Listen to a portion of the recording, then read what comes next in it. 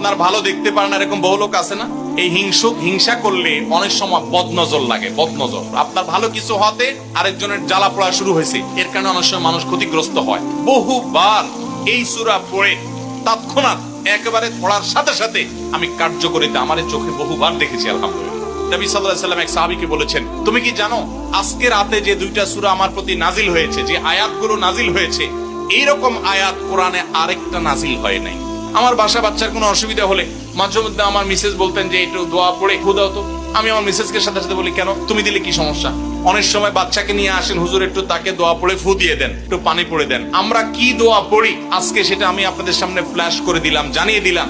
আপনার যদি কোনো বিপদ হয়, আজকে অনেক ভাই প্রশ্নে লিখেছেন, অনেক সময় মানুষ বলে, ভাই আমার বাচ্চাটার এই সমস্যা, আমার ওই ওয়াইফের এই সমস্যা, আমার স্বামীর এই সমস্যা, আমার এই সমস্যা, আমরা আল্লাহর কাছে আশ্রয় চাইতে জানি না। আজকে শিখে যান, এই দুইটা সূরা নাজিল হওয়ার যে প্রেক্ষাপট, সেই ঘটনা শুনলে আমাদের ঈমান আরো বেড়ে যাবে ইনশাআল্লাহ।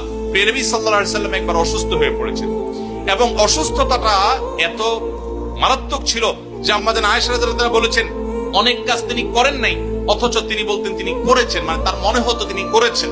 আবার অনেক কাজ তিনি করেছেন তিনি ভুলে যেতেন, মানে এরকম একটা অবস্থা তার তৈরি হয়েছে যে স্বাভাবিক না অস্বাভাবিক, আমাদের অনেকের হয়। তখন নবী সাল্লাল্লাহু আলাইহি ওয়াসাল্লাম বিভিন্ন তখনকার যে চিকিৎসক ছিল তাদের সহযোগিতা নিয়েছেন, বিভিন্ন ট্রিটমেন্ট করেছেন, কিন্তু কোনোভাবে কোনো কাজ হচ্ছিল না। আল্লাহ রাব্বুল আলামিন তার নবী সাল্লাল্লাহু আলাইহি ওয়াসাল্লামের চিকিৎসার জন্য দুইজন ফেরেশতা পাঠিয়েছেন। তাদের একজন ফেরেশতা নবী সাল্লাল্লাহু আলাইহি ওয়াসাল্লাম স্বপ্নে দেখছেন যে একজন ফেরেশতা তার মাথার কাছে এসে দাঁড়িয়েছে নবী সাল্লাল্লাহু আলাইহি ওয়াসাল্লামের, আরেকজন ফেরেশতা নবী করিম সাল্লাল্লাহু আলাইহি ওয়াসাল্লামের পায়ের কাছে এসে দাঁড়িয়েছে। মাথার কাছে যে ফেরেশতা দাঁড়িয়েছেন, ওই ফেরেশতা পায়ের কাছে থাকা ফেরেশতাকে জিজ্ঞাসা করছিলেন যে এই লোকটার কি হয়েছে, অর্থাৎ নবী সাল্লাল্লাহু আলাইহি ওয়াসাল্লামের কি হয়েছে। তখন পায়ের কাছে থাকা ফেরেশতা খুব মনোযোগ সহকারে শুনেন, পায়ের কাছে যে ফেরেশতা দাঁড়ায় ছিলেন উনি বলতেছেন, ওনাকে, অর্থাৎ আমাদের নবী সাল্লাল্লাহু আলাইহি ওয়াসাল্লামের কথা বলছেন, ওনাকে জাদু করেছে।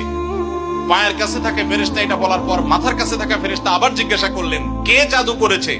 পায়ের কাছে থাকা ফেরেশতা তার নামও বলেছে, লবিদ ইবনে আসম নামে এক ইহুদি, উপর দিয়া মুনাফিক মুসলমান সাজছে, আসলে সে ইহুদি, সে জাদু করছে নবী সাল্লাল্লাহু আলাইহি ওয়াসাল্লাম। এটা বলার পর আবার মাথার কাছে ফেরেশতা জিজ্ঞাসা করলেন, জাদুটা কোথায় আছে, কিভাবে করেছে? তখন বলা হলো যে চুলে জাদু করেছে, জাদুর মন্ত্র পড়ে চুলে গিরা দিয়েছে, গিরা দিয়ে জাদু করেছে। এরপর আবার মাথার কাছে ফেরেশতা জিজ্ঞাসা করলেন, জাদুটা কোথায়, জাদুর সেই সুতাটা, সেই ইয়েটা কোথায় রাখা আছে? তখন পায়ের কাছে থাকা ফেরেশতা, এগুলো আল্লাহর পক্ষ থেকে ওহী নিয়ে আসছেন, ওনারা জানেন, আল্লাহ ওহীর মাধ্যমে তাদের জানিয়েছেন। তো তারা বললেন যে, তিনি বললেন যে সেটা অমুক কূপের নিচে, পাথরের নিচে চাপা দিয়ে রাখা